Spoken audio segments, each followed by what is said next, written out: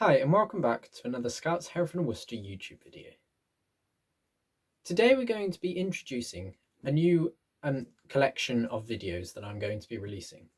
So to go along with the videos of the things that you can do at home to keep things scouty during this time, I'm also going to be releasing videos about badges that you can complete at home.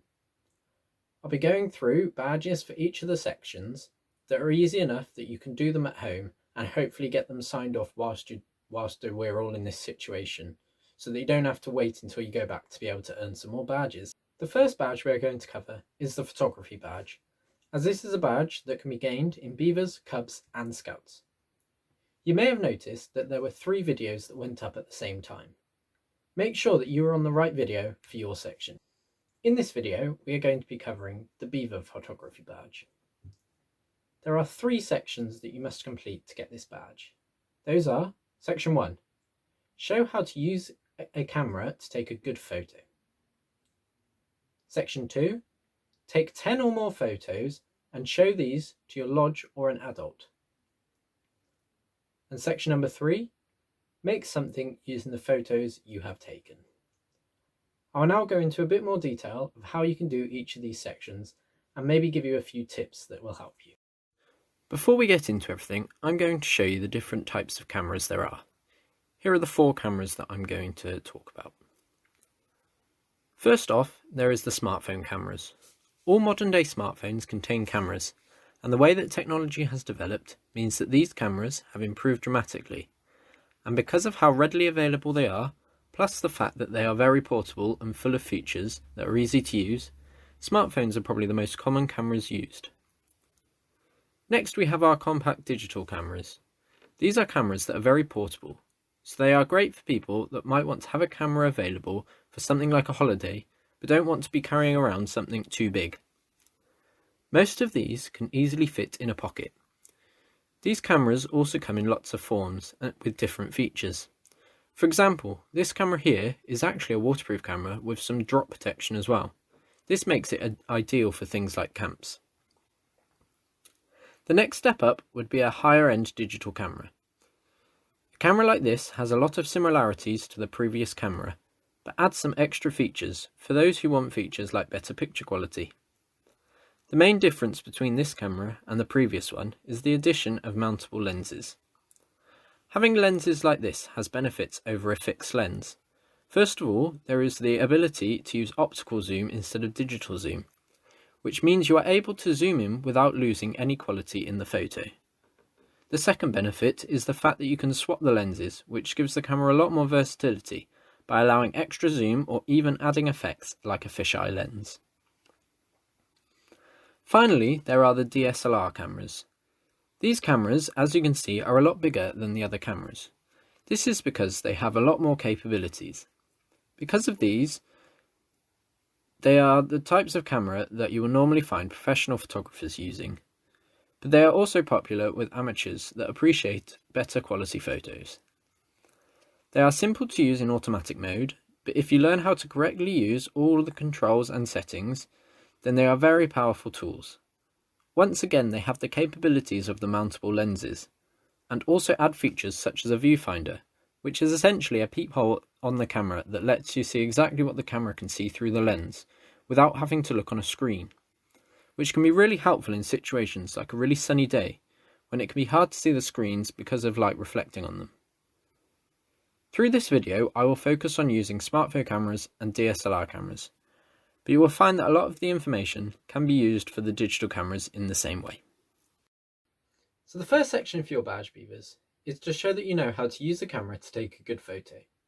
So to start with, I'm going to show you the process of taking a photo with a smartphone and with a DSLR. In order to show you how to use the cameras, I'm going to use this little rubber duck here as a little model so that we can take some photos of it.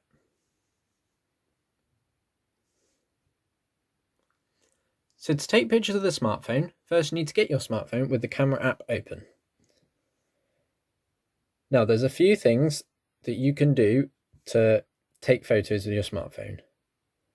First of all, you can zoom in and out by taking 2 fingers and pinching in and out on the screen. As you can see, the duck gets closer and further away. Now, to focus on something, all you need to do is tap on the screen where you'd like to focus. So for us, we'd like to focus on the duck. So we're just going to tap on the duck's face like that.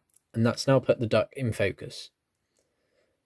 Now to take the photo, you have two options. You can either click the shutter button here, and as you see it flashes and takes a photo, or on a lot of phones, you can also press the volume down button. And that will also take a photo.